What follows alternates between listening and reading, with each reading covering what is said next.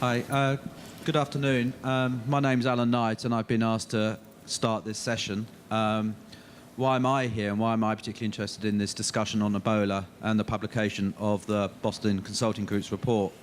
I look after corporate responsibility and sustainable development for ArcelorMittal, the large steel company, and we have a mining operation in Liberia. So sort of last December, a year and a half ago, our risk registers were saying, watch this Ebola thing, and by July, it was very real. And I, with a few other people in the same area, sort of recognized that whilst we were quite good at doing what we were doing in our own company, we weren't talking to our sort of peers and other companies in not only Liberia, but the other affected countries in West Africa.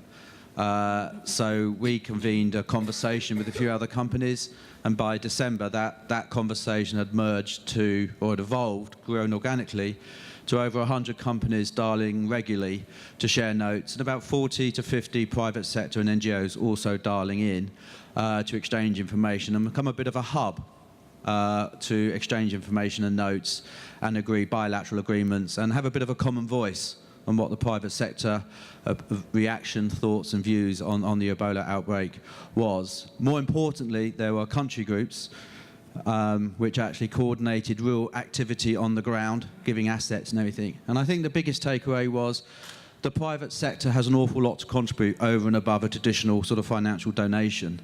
Very few companies actually had an infection of Ebola in their own operations, which was obviously very different to the rest of the story.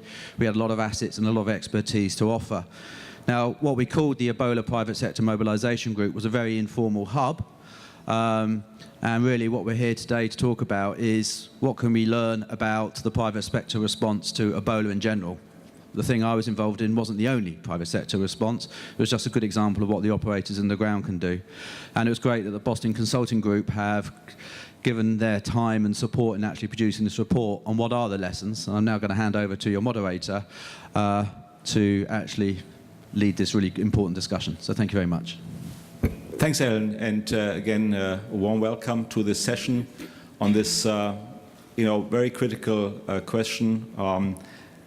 Not only what are the lessons from dealing with the enormous challenge from the Ebola crisis, but also how we take this forward. And we have not just assembled a report. I mean, as just Alan said, I mean, many companies, plus of course government institutions, the civil society, have really engaged in trying to deal with this enormous crisis. And BCG also had a team on the ground, some volunteers to help coordinate the many activities that were going on.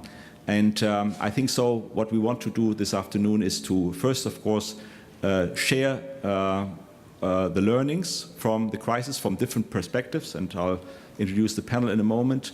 And then secondly, also talk about how do we take this forward? How do we plan for the future, for future pandemics or future challenges, so that we are better prepared than the last time. So let me first introduce the panel. Well, let me start with myself. I'm Hans-Paul Bürkner. I'm the global chairman of the Boston Consulting Group. Then we have Bertrand Badre, the chief financial officer of the World Bank. We have Alan Davis, the chief executive officer of Diamonds and Minerals, the Rio Tinto. We have to my left Saran Kaba-Jones, founder and chief executive of Face Africa. We have Paul Polman, not yet here.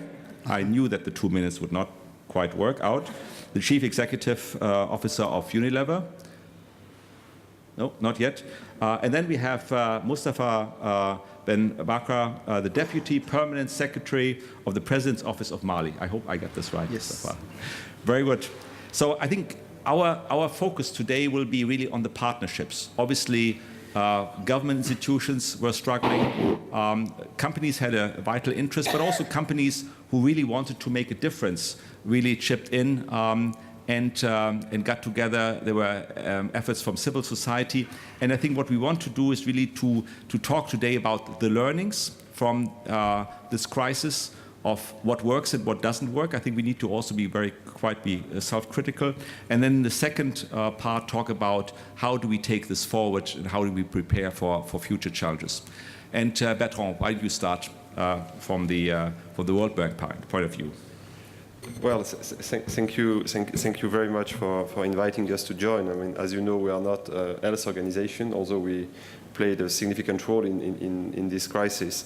I think the main lesson for me is, besides everything we know about why it didn't work that well, about the health system in the country, about the poor coordination at the global level, and so on and so forth. I think everything has been written about that, so I don't think it's a point. I think what is extremely important that it made everybody conscious that public and private can do something together. It was not really obvious before, and I think it's more and more obvious going forward. This being said, it has not been perfect. We could have done many more things together, faster, better, at a bigger scale. So that's the kind of lessons we need to draw going forward. We should not be afraid of merging. Again, there are certain rules to respect, etc., but of merging efforts or converging efforts of public and private, private in a broader sense and public in a broader sense, actually. Private with, I mean, in-countries operators, I mean the mining companies, the rubber companies, etc., but also the local companies. I mean the global experts, that's very well described in your report, and also people which just want to help. So that's a broader perspective on the private sector. But on the public sector as well, it's a health specialist, the health system on the ground, it's the government, the authorities, donors, partners, and the multilateral organizations, the specialized one and the financial one like us. So I think for me, and this is probably the next step in the conversation, is to see how can we be better prepared and better coordinated for the next one, because we know there will be a next one, and probably next ones actually. So it's very critical for me that we keep this kind of momentum that has been created by this terrible crisis to get ready for the next one without, like previously, going back to some kind of complacency, forget about all this and move back to where we were before. So we have to maintain this momentum. I'm glad to say that we had the G7 in Dresden last week, where we discussed that. I was there with Jim Kim, and I come back on the pandemic facility that we're putting together. I have strong hopes that the G7 summit in Bavaria this week with the leaders, with the heads of state, will confirm their involvement, their commitment to move forward. And then we have the G20, etc. So we have to maintain this and to put this as a chapter of the bigger chapter of financing for development this year, which is also about combining public and private forces. Thanks very much. Alan, you have been on the ground, or at least your company has been on the ground. And what are the key challenges that you encountered, and what succeeded and what failed, with your efforts? Yeah. Well, thanks very much, Hans. I mean, it's great to be here as well. So Rio Tinto is a global mining company, and we do have operations in West Africa. We've got 3,000 people in Guinea. So I think what actually went well is the speed of our response based on pretty well-honed risk systems and crisis management systems and business resilience. So we activated very quickly, and of course it's reasonably internally focused because our mission is to keep all of our employees safe and their families every day. So that worked. The safety culture was a real strength. When we looked at the hygiene measures and the sharing of what was required, to actually not contract Ebola. So the information sharing, with the World Health Organization, the various embassies, the Doctors Without Borders, we did ramp up that reasonably quickly so that there was some shared understanding of what was going on. Now, we can always improve that very much, but that, trying to get the data on what was happening, there were significant gaps, developing, which, did require some, extraordinary action. So planning for treatment, I mean, clearly we were praying that no one in the country or anywhere would get contracted, but if they did, we were planning contingencies, and it was extraordinarily difficult, to source and understand what would happen on an insurance basis, what would happen on a repatriation basis, the nationality of people and the receiving country on the way back. That was sort of working quite live, in terms of what would happen if, God forbid, someone did contract the Ebola that we were responsible for. And I think the other key point is our communication, broadly around the organisation. There was a lot of In a global organisation, people cared for their colleagues in Guinea, and there was a thirst for information, like what is Ebola, is the organisation at risk, what happens when someone comes in or out of Guinea, what procedures do we have on a global basis. And there was a great caring for those colleagues that were in Guinea. So we had to ramp up communication internally, quite systematically. And we're doing a lot of work in the country. I mean, clearly the economic impacts of Ebola is very substantial. So working with the government to make sure that the impact is as limited as possible whilst allowing your people to work in safe vectors of control. That was a real learning that, when you were faced with some information gaps, where is safe, where's not safe, how do you apply it? We were working on the run a little bit, and clearly, with our mission of keeping everyone safe, we certainly did react so that we had people out of harm's way where we could. But ramping up activity is a big learning that in our systems of resilience, we continued doing a lot of work where we could move work around. We did that very rapidly. We had to establish an office in London to receive some of that work so that we could continue going. I think we did that reasonably effectively, but there's lots more to learn from something as tragic and sort of deeply affecting as what is and has happened with the Ebola. Okay, thank you very much.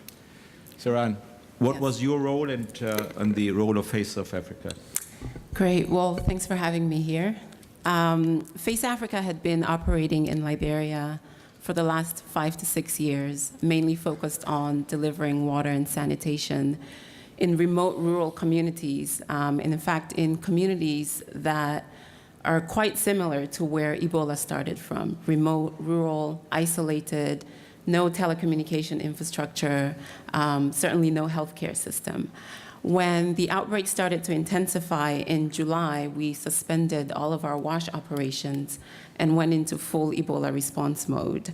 And we had a number of goals: to stop the spread of the virus, to support frontline efforts, to ensure that we were still delivering essential services like water and sanitation with a particular focus on hygiene, and also strengthening local capacity. How were we able to do this? We were quite successful, mainly because we were able to leverage the local expertise that we had, the trust that we had built from working in those communities for the last 5, 6 years.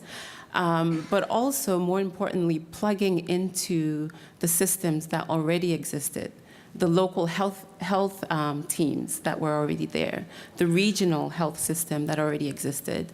Yes, they were there, but they lacked resources, they lacked capacity. There were no ambulances, there were no PPEs in the regions where we worked. PPEs?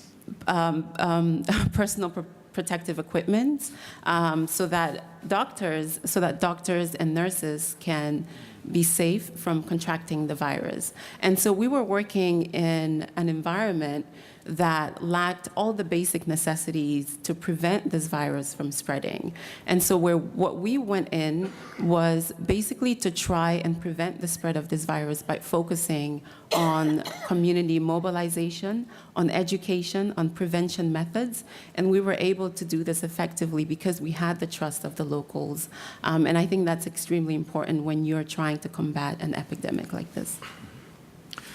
Mustafa, you prevented, or Mali prevented Ebola to come into the country. Ajay, what were the measures that you were taking? Thank you very much. I think we have been able to prevent Ebola. Actually, we did have some cases in Mali, but we have been able to better prevent the propagation of the disease because we have benefited from the experience of Liberia, Sierra Leone, and Guinea. And Bamako, the main city, is just 200 kilometers from the Guinea borders, where actually all the mining companies are located.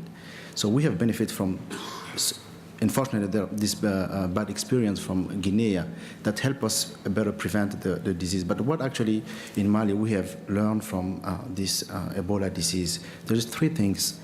First, the vulnerability of our health system. We have been investing a lot of funds in the health system for the last couple of decades. However, we have seen that with Ebola crisis, we have not been able efficiently to address this disease. Secondly, the regional cooperation. As you may know, in West African countries, the borders, there's actually no control, surveillance on the borders. So then we have to work state with state on a regional basis to better address those diseases. And second and thirdly, the use of funds put in the health system. How can we efficiently use those funds to, instead of always working on the emergencies, such as the disease that we are addressing, such as malaria, which is actually killing more people than what Ebola can do in a year, HIV, more present also in the mining sectors. I mean, Rio Tinto can maybe concur on that. And all those three aspects actually tells us that we have a problem in our health system. We are not able to be in a prevention mode. How can we prevent the next disease? What will be the next pandemic? Do we have a regulatory framework in which we can say, yes, if there's another disease, we'll be able to prevent? So in that case, how actually we have been able to overcome the Ebola disease?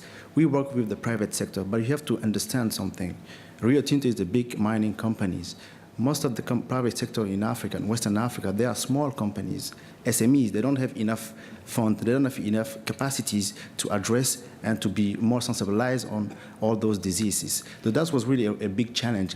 However, in the case of Mali, we had since 2011 a private sector coalition that actually sensibilized the private sectors on malaria and HIV, since those are the main diseases of which we are, the private sector is affected. So this coalition already exists.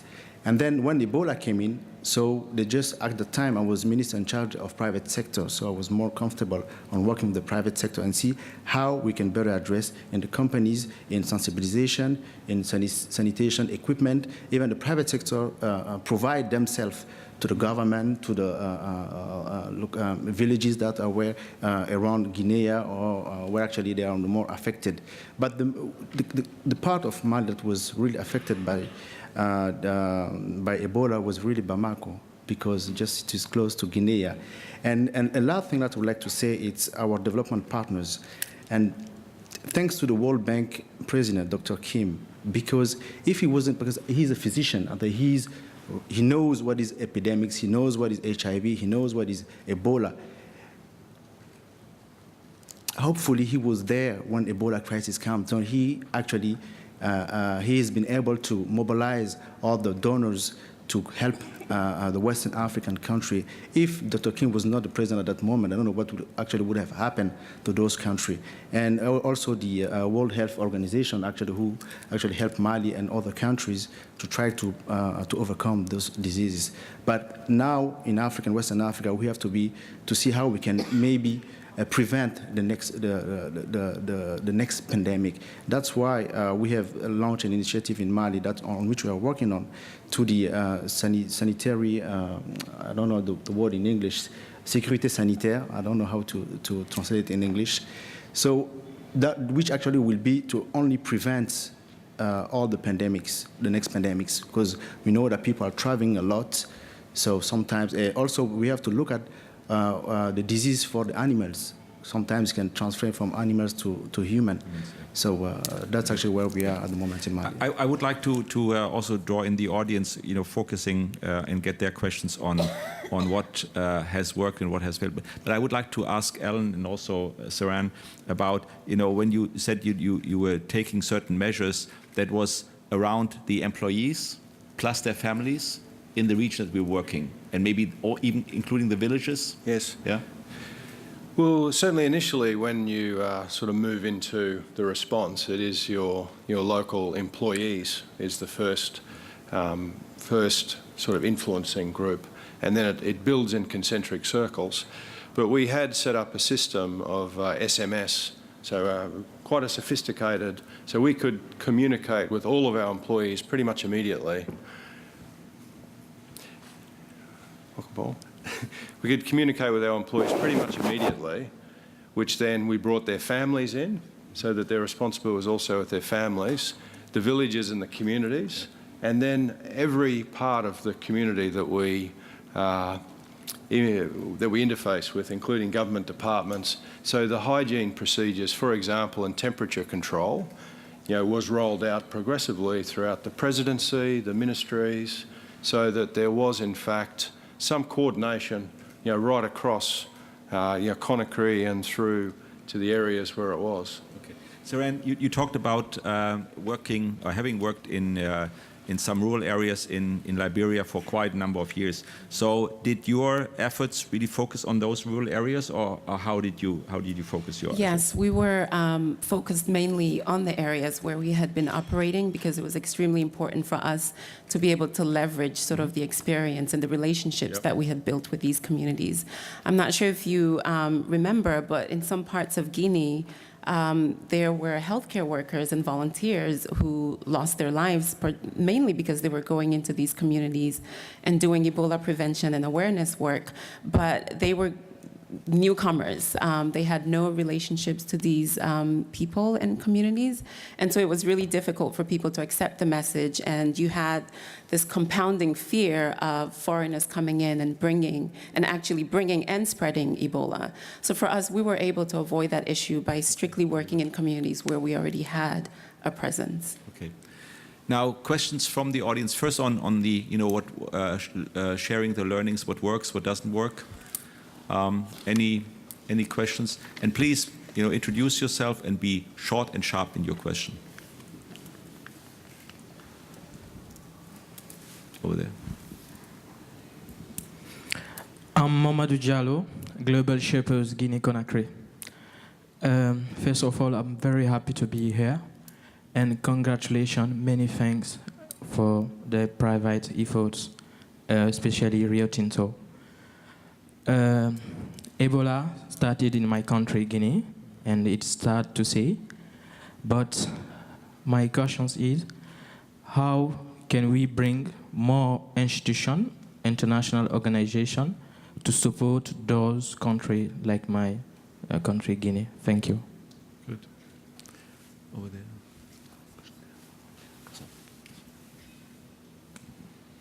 My name is Yvonne Chaka Chaka, UNICEF Goodwill Ambassador, and from the Princess of Africa Foundation. What were the lessons learned from Ebola? Okay. From all spheres, business, countries, and governments. Okay. Over here. Lessons learned.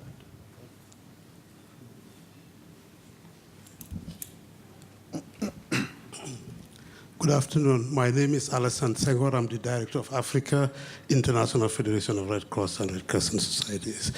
Thank you very much to the panelists and to the team that is sitting before us and their contributions. We have seen good collaboration in the three countries because, as you know, Red Cross has been one of the key players in Ebola, and we are still in. I would like to ask a question relating to, today we are not out of the woods yet. So we cannot celebrate, because as long as there's Ebola in Guinea and Sierra Leone, it will remain a challenge, and a lot more work has to be done. So I'm asking, what are your plans in terms of, both in terms of recovery, but also building resilience for communities and surveillance systems? I think this needs partnership from all of us in terms of both building resilience, but also building strong surveillance system. The reason why I'm saying this is that everybody talks about health infrastructure is responsible, partly responsible for what happened, weak infrastructure. So I hope everybody, we are not going to focus on infrastructure and not focusing on working with communities, building their resilience, but also building community surveillance systems. Thank you. Mm-hmm. Any other? Please, over there. No, with the mic. Otherwise, we will not hear you. Sorry. All right, thank you. My name is Chinyelu Amambo. I'm from Nigeria. And my question has to do with coordination of efforts. One of the challenges that we faced in Nigeria when we had Ebola was a lot of people were concerned, both from the private sector and from government. But the challenge was, how do you coordinate all of these efforts so that it can be efficient? And I would like to hear from the experiences of, I think one of the speakers spoke about a private-public sector coordination. What were the details of the coordination that was done? Thank you. No, I think, sorry, one last question. Yes, please. Thank you very much. Vivian Liu from Singapore, Philanthropy Works, and one of the young global leaders. I actually served with Doctors Without Borders in Liberia as well, pre-Ebola. So very close to my heart. My question pertains to, well, it will combine lessons learned, but applied to a major city like Lagos. So imagine if you if you headed the Nigerian government and you had to deal with Ebola preparations. What key insights would you leverage to prepare to mitigate this disaster? Thank you. Very good. I think, as I said at the beginning, I think the second step, and of course, sharing the learnings is one thing, but really how do we take this forward? And what are we doing concretely now? Not just to say, okay, it was a disaster, we have almost survived, but there will be other Ebola outbreaks or outbreaks of other diseases coming. No matter how careful we are, I think it will certainly happen. The question is, how do we take this now forward? How do we address the issues of the various countries? But also, I think, what are the lessons learned for other countries who have been spared this time? And I would like to start with Paul. Thank you for joining. Sorry about that. It's impolite to leave a meeting with Sumar. And yeah, no, I understand that. Sorry, I mean, it was not tried to be picky. But I think, as we discussed earlier this morning, I think, how do we take this to the next level? How do we prepare? And also, I think, how do we help those countries who have been affected, I think, going forward? Yeah. So I think the main thing, and again, I apologize, I don't know what has been said already, but we organized when Jim Kim called and said we need to do something, and he was very much looking at it from the World Bank point of view. We need to bring the right people together, and Bertrand was there and many others, in figuring out what the learnings are from Ebola, because very quickly the private sector came up with about 500 million, $500 million in money, but then everybody felt a certain level of frustration that we were not prepared for this, like many of the other things that were happening in the world. And the discussion brought me back to something I had at that time with Josette Sheeran, who was leading the World Food Program, that we didn't even have a global mapping on nutritional profiles or emergency response in case these things would happen. So that brought us together in the WEF in January. That led to the BCG study, which I think is a very good study on the learnings, but they're only as valid as we want to put it in action.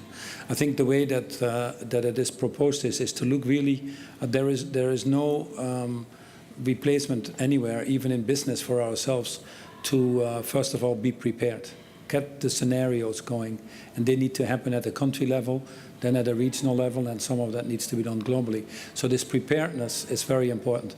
We as a company will have emergency plans for any of our 500 factories or for any country being with a flooding or an earthquake. And so you need to have a book. That book will never be perfect, but that book will certainly help you. Then we need to have response systems in place that you know who does what, who takes decisions. And then the last thing, which is often missing, is the world has now so many crises, and you basically go from one month to another, that there is a fatigueness that sets in after about 2 minutes. So the rehabilitation plans are equally important. We thought it would be a good idea to look at different types of disasters that you have. You have political upheaval disasters that need a certain type of response. and specific measures. You have public health issues or pandemics that we're now talking. They need a different type of response.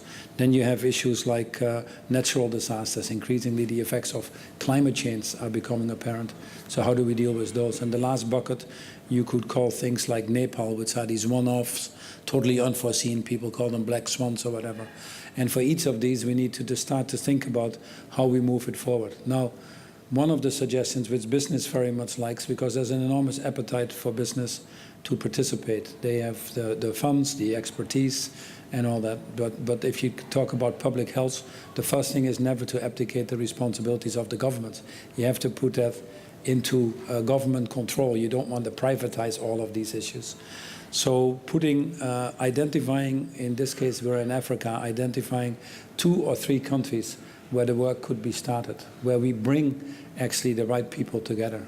And we've obviously all have our favorite countries, but it would be great if at the end of this week even we could say we take Liberia, and I know Mrs. Sirleaf is very keen on looking at something more systematic, or we take Nigeria as a country that has been mentioned, and say, can we create the right group of people across these multiple parties that can align on objectives, that can build that trust, that can share each other's expertise, so that we have a draft plan on what this looks like.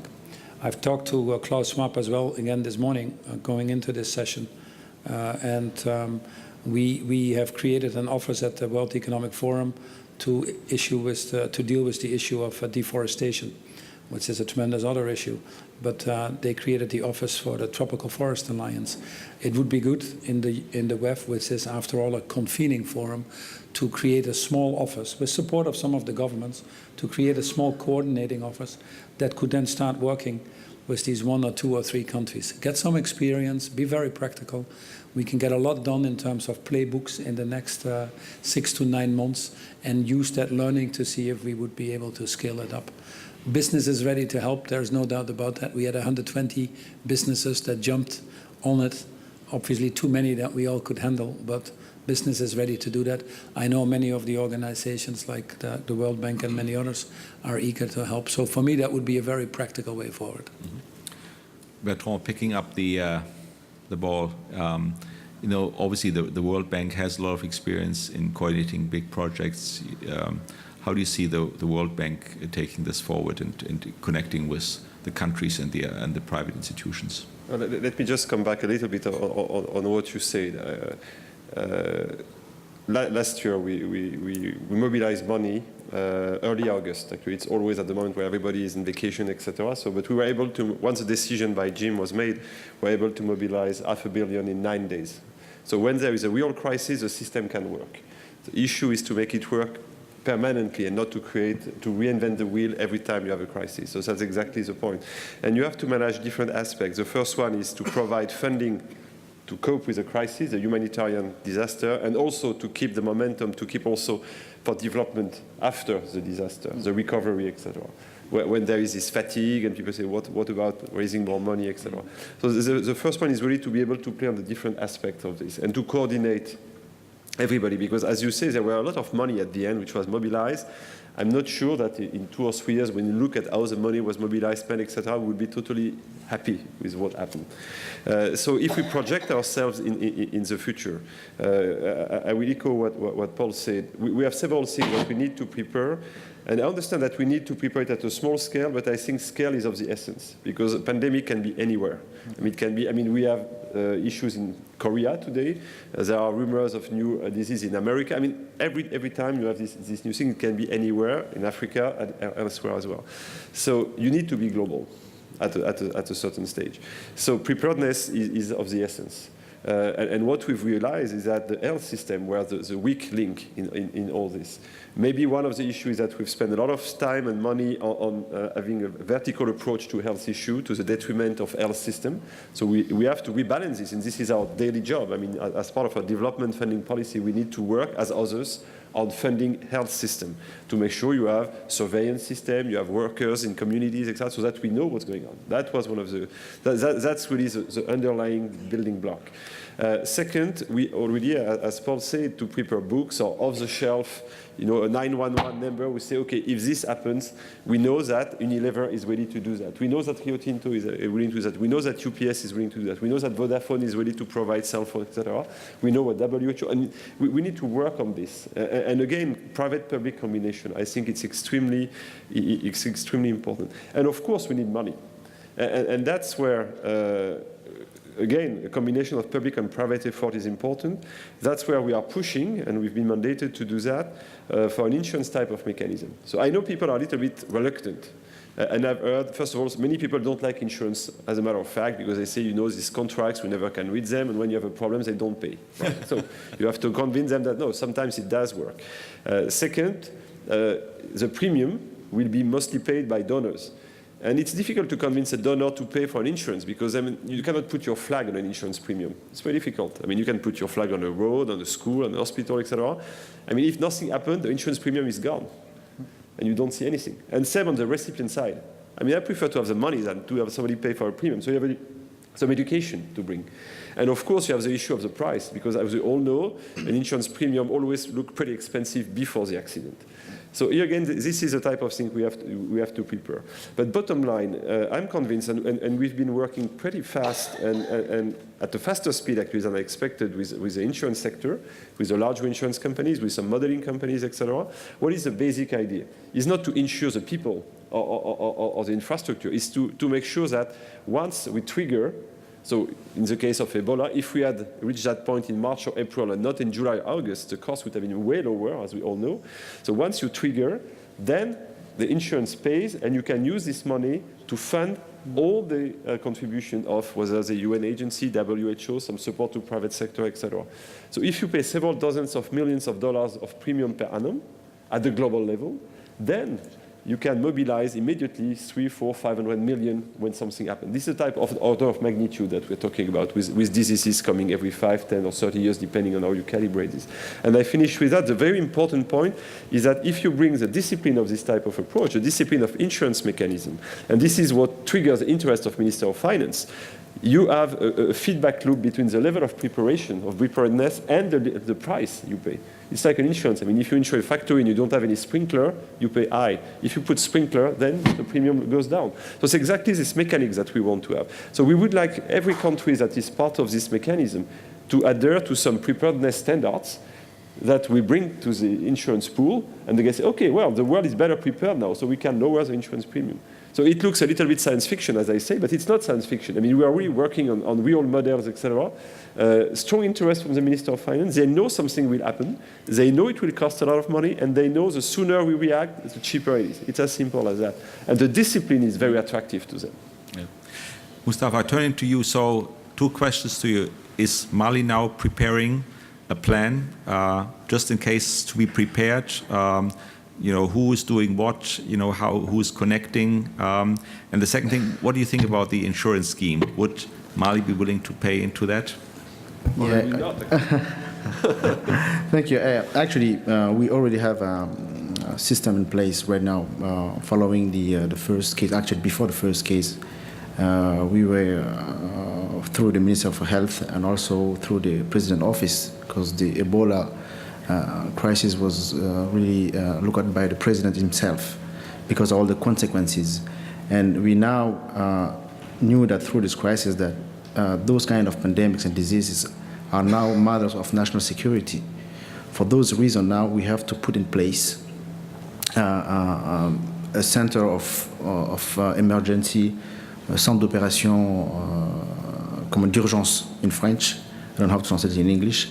So we actually will be providing first training to improve building capacities, but also surveillance of the borders inside also, and to look at anything that can have impact on the economy through diseases, on any type actually. So this bureau, if I can say, of emergency, we are working on it instead of so that we can create it, and then it can be put in place by, I hope, by the end of this year. And for that, we will need the help of the donors, the help of the private sectors, because everybody should know what to do and how we can react instead of being always reacting to crisis, but we have to be more proactive. And that's actually what we learned the most in this crisis. So regarding the insurance, I didn't think about that for the disease and pandemics. Mali is already in the process of paying an insurance for the sécheresse. I don't know how do you say it in drought. Yes, for drought through the African Union initiative, African Risk Capacity. When you pay a premium, and if you have drought, then you will get money for resilience. So yes, this idea, but I think there's an idea that actually Paul Polman brought earlier, and I think this is really interesting to know how maybe to take some pilot countries and to see how maybe we can collaborate, and Mali is candidate for that. Okay, so we can maybe have a discussion about it later. So. Oh, good.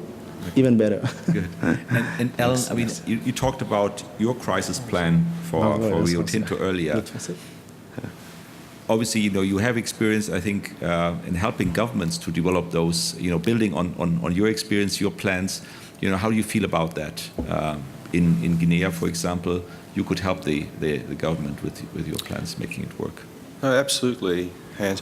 Well, when I look at some of the real lessons learned, is there was a rapid response, but not a holistic rapid response. So the gap that was created was the companies with their own, vector-type systems, managed to get it under control rapidly. But then when you add the concentric circles on, so that it's actually a community or a country that has the same rapid type of response, you recall that, it did. There was an escalation of infections that happened that it took the global community quite a while then to get on top of. So that, to me, is a great opportunity, to have crisis systems that operate countrywide and as part of the national response infrastructure, which of course is twinned with, a responsive healthcare system, which can't be, avoided. But, I totally agree that that is something that can be shared. And Saran, how do you see, you being involved in these crisis plans or pre-crisis plans? How could that work out? I mean, given that you're focusing on specific rural areas, which is obviously very important, because very often people would probably focus more on the capital city and the major places, but obviously connecting, also the rural areas is very important in that.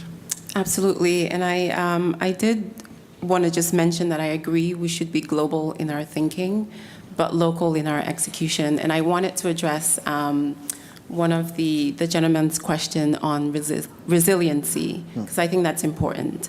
There was a lot of focus on rebuilding healthcare systems and the physical infrastructure aspect of that. But I don't think that that's sustainable, and I think we really need to look into plugging into existing systems and working within civil society and local groups. Because, for example, you can build even while the Ebola crisis was raging, the United States spent almost $1 billion building Ebola treatment units. And none of those units went up while the outbreak was at its peak. The units were actually completed when the number of cases started to go down rapidly. And that was happening because Liberians and people and communities themselves started to take matters into their own hands. And I don't think we should dismiss that. I think it's extremely important that whatever we do, we look at plugging into those existing systems and really work with communities and people. Otherwise, you can build all the hospitals you want, but if people are not educated, if there are no roads, if there are no infrastructure for them to actually get there, then it's all in vain. No, I'm sure, Paul, when you mentioned earlier, having a plan for a country, it's not just the physical infrastructure. It's also making sure that you really connect the many dots, because otherwise it's really not the plan. It really is only a partial solution. Right. It's very difficult to get the business community to make detailed plans for every country on the ground to make that possible. Whilst I 100% agree with you, ultimately what counts is what you do in each of the countries. But from a practical level, there is a lot you can do with it. The higher returns are in the area of prevention and preparedness. It's better always to do your exercise than to deal with these issues of obesity. And that's the same with everything else. So getting people to spend money on the prevention and preparedness has a multiplier of 7 to 10 times. And what the business community, obviously not having the capacity to be in the odd 200 countries, is you can definitely scale up things by region and built-in capabilities. So you take a company like mine, Unilever, you can have an emergency plan for West Africa and say, if something happens, how do we see very quickly where the trucks are, where our healthcare workers are, where the food is located, so that we can reallocate it to that or that country. But to get a lot of attention from business very practically at this point in time to make detailed plans by country when they are theoretical exercises and hopefully never have to be used will be very difficult. But in order to make these regional plans and then ultimately scaling it up globally in mechanisms that are more galvanizing, like the insurance thing we've all talked, you need to do some test cases in 2 or 3 countries. And I think Mali would be, obviously West France Africa has a lot of attention right now for good reasons, and Mali would be a good country. And if we can add 1 or 2 other ones, what did the Ivory Coast do well to keep it outside of the borders? How did Nigeria bring it quickly under control when they had a few cases? I think those are the few countries we need to learn from and then scale it up. But at the same time, look at other disasters. There are 2 things that haven't been mentioned. I don't know if you did before, but because we can all say that there were no plans, there was no understanding, there was no trust. So all these things that weren't there is a little bit exaggerated. At the end of the day, I think the world again rose to the challenge of humanity. But again, we always have to set the bar higher. But the 2 things I wanted to stress is why we have to prepare it is there are a lot of issues that are there if people work together that are falling short because of a lack of trust. And nothing better than sitting together, preparing these things, talking about it when you don't have the disasters. When we sit together with PSI or with UNICEF or with Oxfam or others, we spend a lot of time trying to talk to each other, understanding each other's objectives and aligning and building that trust, which ultimately is that basis for prosperity. And obviously you're a good example of that. And the Population Service International, by the way, is PSI. And the other one is data. There was a clear lack of willingness to share data, ability to have data, and the community, including the private sector, cannot respond if you don't have the facts. We were sending 2.5 million pieces of bar soap and detergents because hygiene is obviously a big thing, and if you can get the habit change, but there was no data where it needed to go, who was able to deal with it, how do you get it to the places that people are capable of distributing it, to your point. So having systems that are far more transparent, where governments also don't see this as the biggest threat to their tourism or their investments, which definitely was the case in West Africa. So making data public to drive the right decisions, building that trust are 2 other things I just wanted to stress once more. Very good. Alan, do you want to add maybe to I think the steps forward, given that you have been so heavily involved in dealing with the issues? Yeah, I think this has been a great discussion, and I think one discussion we need to have, sort of building on Paul's point, where there isn't a crisis, is the movement of people across borders. When I was sort of chairing that mobilisation group with the private sector, I was shocked how much time we spent about what we do with expats who contract the disease, and Alan, you referred to it as well. And one of the learnings for me is there is no international agreement on what happens. I sort of casually say, if I'm abroad and I get caught carrying drugs, I know what my rights are. If I get a contagious disease when I'm abroad, I don't know what my rights are. And I think this is a really good time now, because it made it very difficult for us to get volunteers and employees into the country to help. So if there's one output, it's almost a convention on what do we do. It would be fantastic. I don't know how that happens, but it would be great if we could make it happen. I think the other point is as well is about the network of companies. I mean, the hard work was done by the individual companies, and you've heard a great case study with Rio. But the network we created where people could share notes was particularly useful, not for us, because we'd already there. Those companies who were caught short. And so that sort of informal network to bring the other companies up to speed. Because one trick is that employees are also citizens. And Alan's concentric circles is great. Imagine a map with all the private sectors with those concentric circles. We're reaching a large proportion of the population because they work for the private sector. The network I created was useful, but it was a bit ad hoc and it didn't really have a backroom. So if there was more of an institutional home to make it quicker and slicker and happen quicker with more resources to follow up the conclusions of the good discussions we're having over the phone, that would be great. And I think, you know, there's an idea with the forum to actually be a bit more of a backroom for that. But it's really good, you know, and all credit to everybody and your report, that it feels like there's real appetite. We're not letting this go as something which happened last year. You know, I've got a real sense of confidence that these lessons will be caught and will be used. And that's fantastic, because that will save lives. Very good. So the audience, let's, we have here and here. Thank you very much. I'm Carl Hoffman from PSI. Thank you, Paul, for mentioning us, and we're proud of our partnership with Unilever. I wanted to just get the reaction of the panel to something that Mustafa has said a couple of times. We know the importance of health system strengthening in many contexts. It's a profoundly important concept, and it's a very unsexy concept. It's hard to mobilize resources for it. We see the attractiveness of verticality as opposed to horizontality, if I can say it that way. But you talked several times about how Mali looks at this as a national security issue. And it's very tempting to use the national security argument as a way to try and mobilize resources for something that's otherwise not very attractive. I just would like to get people's reaction to the pluses and minuses of that. Let's collect some more other thoughts, and then we'll follow up on that. Ronald de Jong with Royal Philips.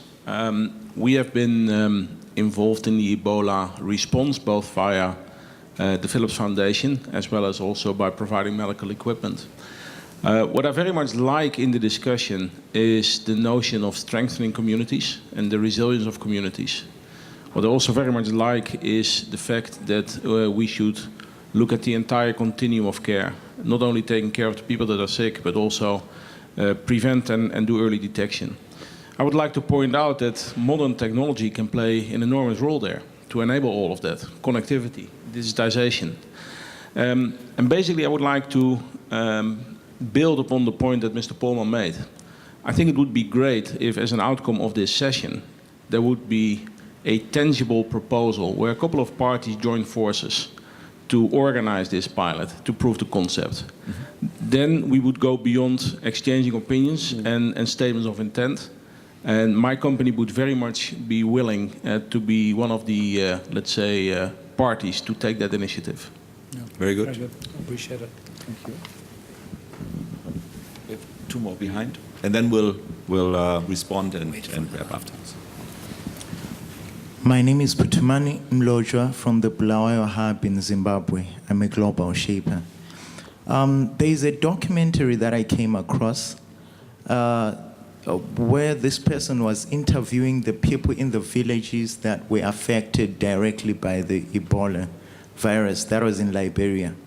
And these people were saying, we hear that funds are being collected to combat this epidemic, but the funds are not actually getting to us. We're not seeing the efficiency of those funds. I'm not sure if anything was learned from the people that were dealing directly with the epidemic, if there is anything that you learned from that epidemic to make sure that the funds are used efficiently. Because especially the fact that we've talked that there has to be collaboration between the public and the private sector. But then there's usually a problem when working with governments, because governments may look at it from a different perspective from the way companies, the private sector, look at it. Okay. And then the last one over there. Sorry. My name is Goodwill Shana. I'm the Vice President of the Association of Evangelicals in Africa. Maybe just two observations from the previous speaker. Escalating the learnings into something tangible around PPPs, private-public partnerships.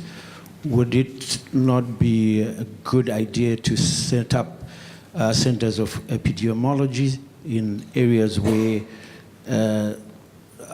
epidemics have happened before? I think there's already a demonstrated ability to raise money.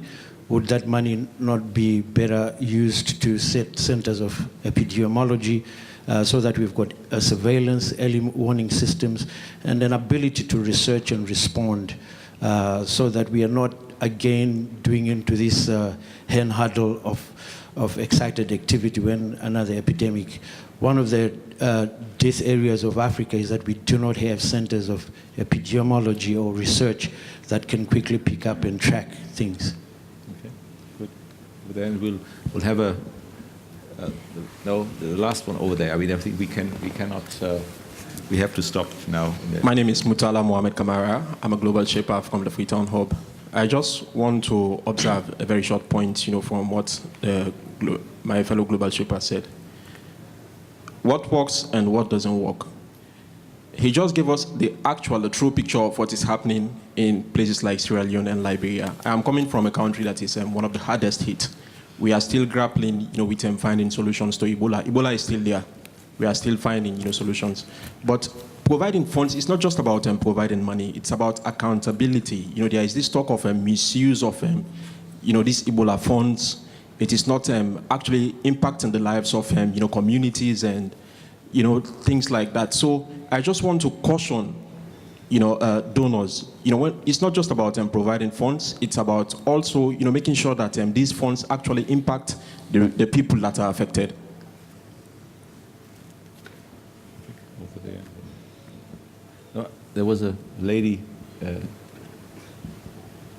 over there. Sorry, over there. Unfortunately, she's the last one because we need to close. Hi, everyone. Thank you. My name is Nadia from an organization called Saimdabi. We operate in Liberia, and we were part of the Ebola response. We worked together with IFRC and a few other organizations. I think it's very critical for us to look at the crisis throughout.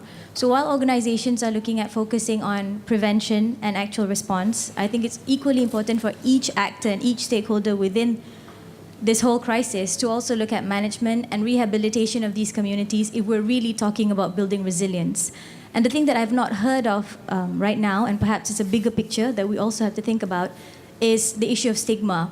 I think in a lot of countries where Ebola survivors have actually survived, what they are now facing with, and these can be part of our community members or, God forbid, also our employees, how do they continue their lives post-Ebola, during Ebola, and how do they continue throughout? Thank you. Thank you very much. So I think a lot of good comments and questions and also suggestions.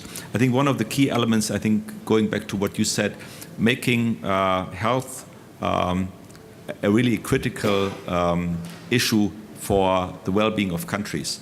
When I think Prime Minister Modi in India said we need more toilets than temples, I think he pushes it very clearly because hygiene is critical for the health of people. And it's not just hygiene when there's an epidemic.